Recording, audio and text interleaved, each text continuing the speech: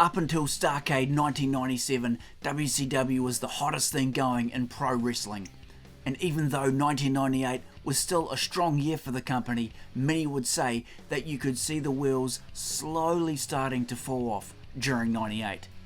The NWO had been the strongest force in pro wrestling for almost 2 years, but at around February to April of 1998, the NWO began to fall apart as inner turmoil and infighting within the group began to occur. The first major defection was Randy Savage when he helped Sting to defeat Hollywood Hogan at Super Brawl 8. Then you had Hogan and Nash beefing just about 2 months later at Spring Stampede, which all ultimately led to the NWO breaking off into two separate factions, the black and white of NWO Hollywood and the red and black of the Wolfpac. By May of 1998, Kevin Nash had recruited Randy Savage, Conan, Lex Luger and Kurt Hennig to the red and black, although Hennig would later defect back to the black and white. This new Wolfpac group was wildly popular with the fans and boasted an awesome theme song to go with the group. But they still wanted more. They were missing something. Someone. And that someone was Sting. Sting had been loyal to the WCW for his entire career. Would it be possible that he would leave WCW to join an NWO faction?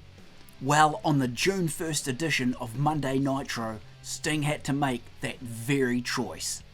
The Stinger came down from the rafters in his usual way, and then, to all, it had appeared that he had joined NWO Hollywood when he embraced his arch-nemesis, Hollywood Hogan. But don't be fooled. Sting would then clothesline Hogan, tear off his NWO black and white shirt to reveal that he was part of the Red and Black Brigade.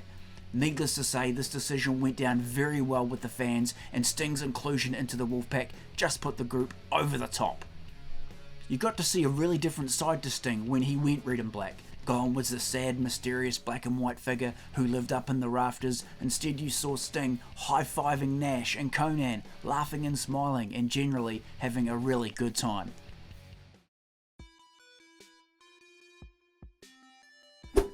His first pay-per-view match in the red and black face paint was in the main event of the Great American Bash against the Giant.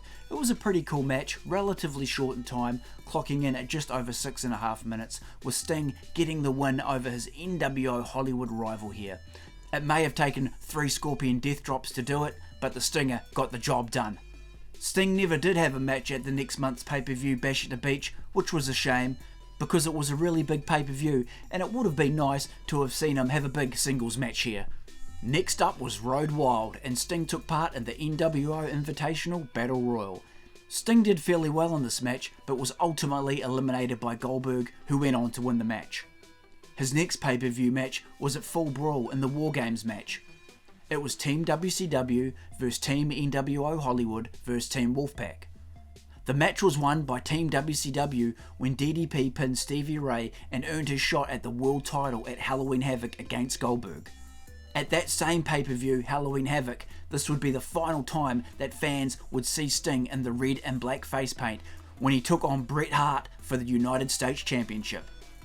It wasn't a great night out for Sting here, as he was knocked unconscious by his own baseball bat when the Hitman got a hold of it.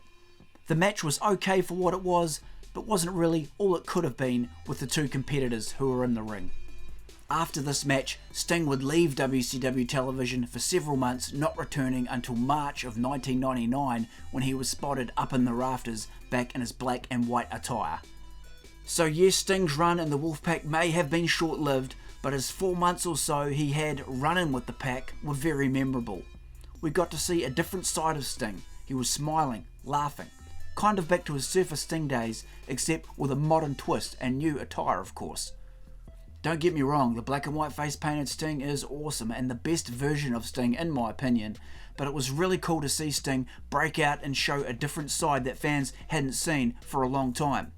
And you could see how being in the Wolfpac rubbed off on Sting's character as he went forward from that return in March of 1999. He wasn't quiet and silent like he had been, but was far more animated. So you could say that his time being a member in the Wolfpac really did rub off on him. Sting's run with the Wolfpac was a one-time thing in WCW. He did bring back the red and black face paint in TNA, but obviously his time in the original run with the Pac in WCW could not be replicated. The red and black Wolfpac Sting was a once-lived and much-loved version of his character his fans will never forget, because we got to see a different side of Sting and a really cool faction that was just so over with the fans at the time.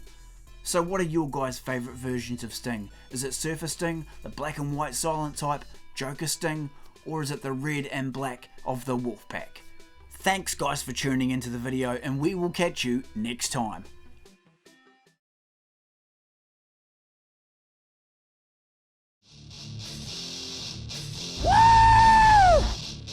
Thanks heaps guys for tuning into the video. Be sure to drop a scorpion death drop on that like button and subscribe to the channel for more awesome pro wrestling action from the WWE, the WCW and much more.